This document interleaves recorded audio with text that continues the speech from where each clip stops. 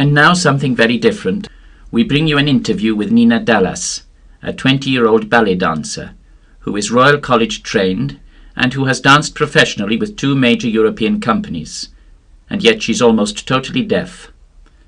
She was born deaf and has only recently learned to speak. Tonight Nina is dancing in London with the Lebanon Dance Company. This morning our reporter interrupted rehearsals to ask her how she managed to become a dancer with such a severe handicap. Basically, I suppose because I started to dance for the simple reason that I had no other way of communication, and so my body became my means of expression. But you're no longer dancing for your own fun and amusement. You're in a professional company. How do you cope? I really have to concentrate very much, and I have to rely a lot on my eyes. I'm continuously watching the director. Any movement she makes, or anything, any gestures she makes, I'm watching, and this all helps.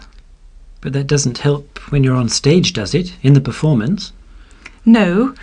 By then there have been many rehearsals, and by really concentrating on what I'm doing during the performance, I'm fine.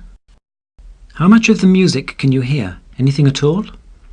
Well, I hear the low notes, which is a great help to me, because in nearly all music you've some sort of sound at the base, and that usually gives you the rhythm for the piece of music.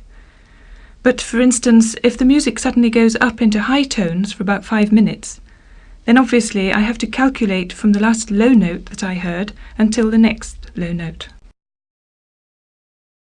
Have you ever been caught out of step? No, not yet, thank God. After all, I've been in some very big companies in Italy, and I never told anybody that I was deaf. How did you manage to keep the secret from them?